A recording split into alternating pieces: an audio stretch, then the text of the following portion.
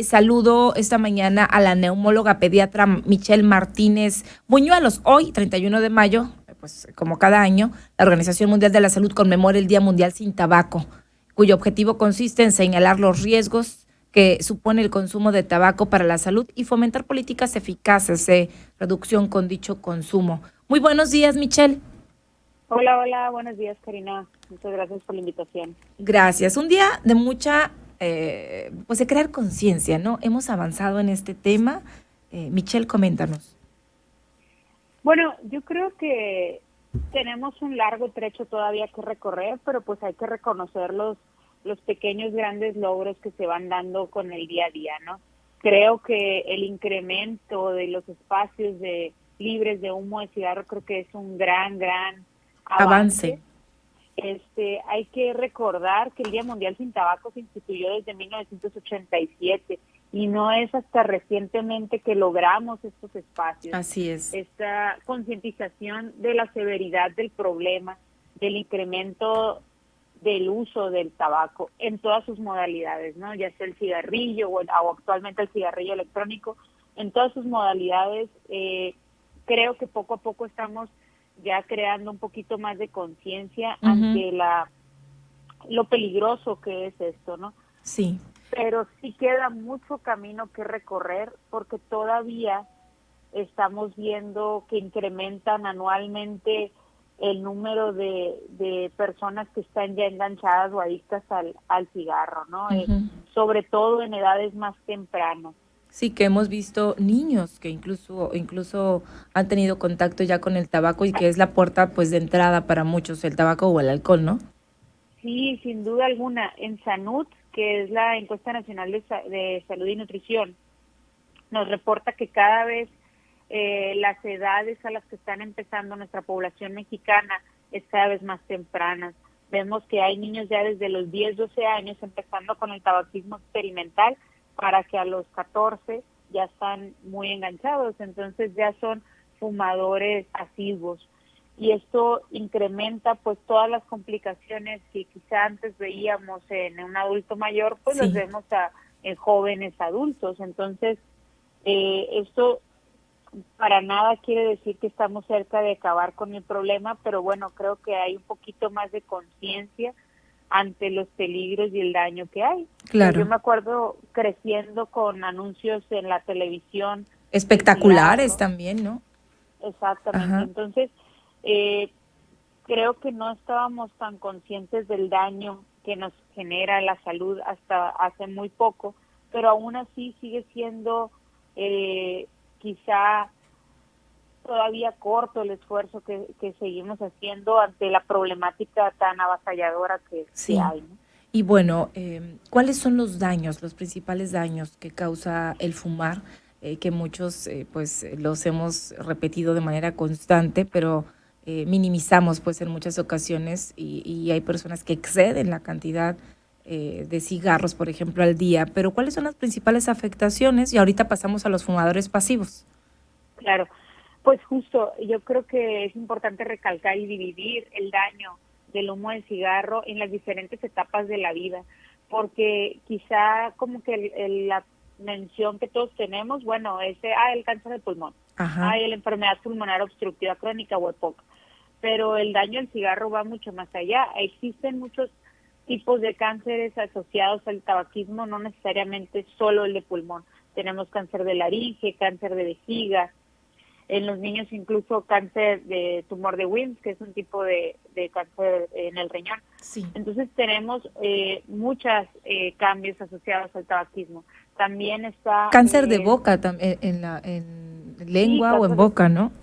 Exactamente, cáncer de próstata. También tenemos el tema de las enfermedades cardiovasculares, el incremento del riesgo de infarto, de enfermedad por aterosclerosis, de todo esto, de hipertensión arterial, sí. de un evento vascular cerebral, es decir, de un infarto cerebral, todo esto asociado a los fumadores activos, pero bien mencionabas pues el daño en los fumadores pasivos, ¿no?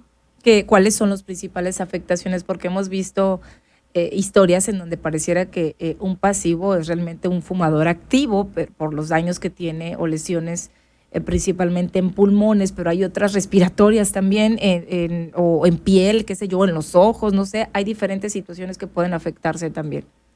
Sí, sin lugar a dudas, el fumador pasivo no solamente es el que enciende, perdón, no es El activo. solamente el que está expuesto al cuando alguien está fumando, Sí. que ya creo que ya es un poquito más consciente y un poquito más obvio que no voy a fumar enseguida de un niño o de una mujer embarazada, pero también existe el tabaquismo de tercera mano que es muy poco mencionado, que es que yo fui, me fumé un cigarro, 2, 3 y regreso con todas las toxinas del humo impregnadas en mi cuerpo, en mi piel, en mi cabello, en la boca, en el En las aliento. manos. Entonces, Ajá. en las manos, exacto. Si yo me acerco a un niño o me acerco a otra persona, pues estoy exponiéndole exactamente igual que si me hubiera fumado un cigarrillo enseguida de ellos. Aunque no haya sido así, o sea, que tú Exactamente. pienses que no. Ajá. Entonces, los peligros del humo de segunda y de tercera mano empiezan desde la exposición in útero, ¿no? Entonces, sabemos que una mujer que estuvo expuesta al humo de cigarro durante el embarazo, ya sea de manera activa o pasiva, incrementa el riesgo de abortos, incrementa el riesgo de deformaciones o malformaciones en el producto, incrementa el riesgo de óbitos, es decir, de una pérdida del embarazo ya tardía, Sí. incrementa el riesgo de que el niño o el producto nazca prematuro o nazca con un bajo peso. Sí, También en la primera infancia tenemos el incremento en las infecciones respiratorias a todos los niveles, desde vía aérea superior, que serían las otitis, que serían las infecciones sinusitis, hasta vía aérea inferior como bronquitis o neumonías en los niños. Y me incrementa más de 10 veces el riesgo de asma, incluso en pacientes en los que, por decir así, genéticamente no estaban predispuestos a tener asma, me incrementa 10 veces más la probabilidad de tenerlo solamente por la exposición al humo de cigarro. O sea, solamente por ser pasivo. Exactamente. Obviamente el que es activo tiene mucho más riesgos, ¿no? Sí, sin duda, pero estoy hablando de los pasivos. La primera infancia, en los menores de 5 años. De Entonces, 5 años. Estamos viendo ya cambios, pues incluso a estas tempranas edades, sí.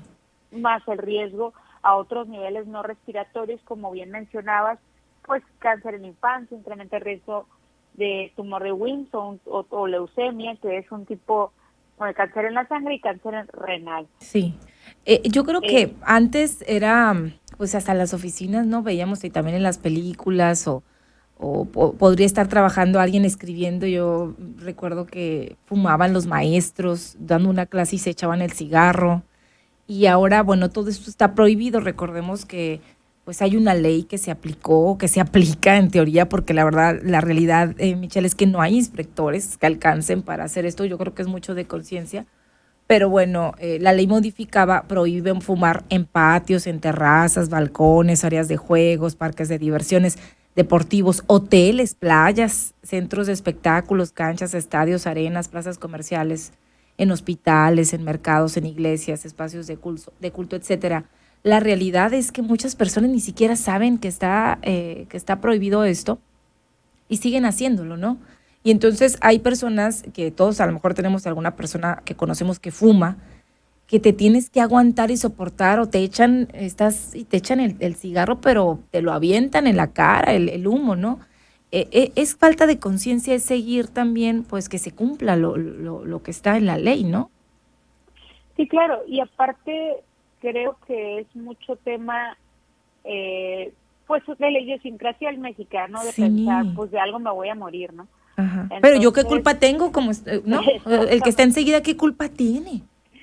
Sí, y creo que esa es la parte más importante, la concientización de que el daño no está solamente en el fumador activo. Ajá. Porque, bueno, pues sí, tú eres un adulto, podrás decidir qué tipo de daño te quieres hacer, pero bueno, las personas a tu alrededor también tenemos derechos, ¿no? Exactamente. Entonces creo que la iniciativa de los espacios de humo libres de cigarro son realmente importantes y yo creo que las que más impacto pueden llegar a tener en términos de la prevención de la exposición. Hace no mucho me invitaron a la Universidad de Sonora a platicar de esto con los jóvenes universitarios y es muy impactante cómo todavía existe mucho desconocimiento del daño al tercero, ¿no? Del Sí, daño al fumador que yo hago con simplemente exponerlo a mi ropa impregnada así al es. humo. Sí, Entonces, y también a veces uno, pues le da penita decirle al dense, pues oiga, disculpe, me está echando claro. todo el cigarro, yo no fumo, me molesta, o, por ejemplo, a mí yo no soporto el cigarro, de verdad, con mucho respeto para las personas que fuman, que lo respeto, mi papá era fumador, mis hermanos fuman, pero, o sea, yo tuve afectaciones en pulmones precisamente por el cigarro. De hecho, me daba cuenta y lo he compartido yo, que cuando fue lo del COVID, pues me salía ahí afectación. Yo ni sabía que tenía. Me dicen, ¿eres fumadora? Y yo no. Pero pues mi papá fumó y aunque se salía a fumar, pues en los primeros años de mi vida, pues a lo mejor fumaba dentro de mi casa hasta que yo exigía. Mi papá ya sabía que no podía fumar delante de mí, o mis hermanos saben que yo no soporto el cigarro, por ejemplo. Entonces también es compartirlo con respeto, ¿no?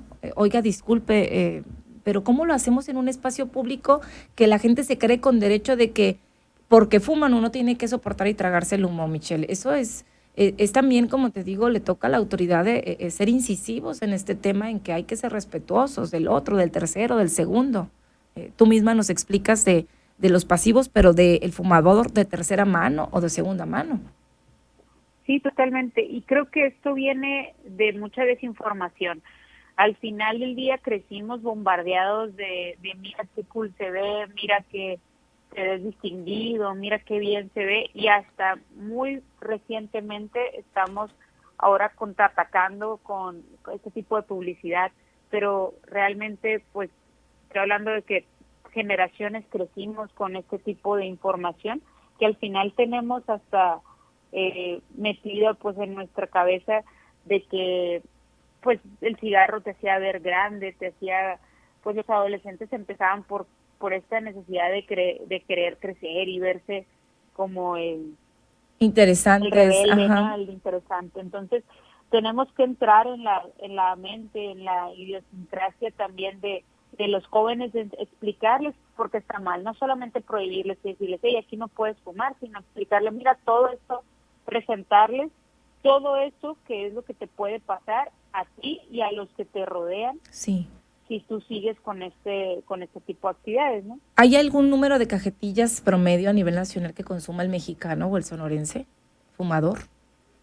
Hoy casi no te escuché, Que si fue un tenemos poquito. un dato estadístico, número de cajetillas o cigarros al día en promedio que fuma una persona en México o en Sonora. No.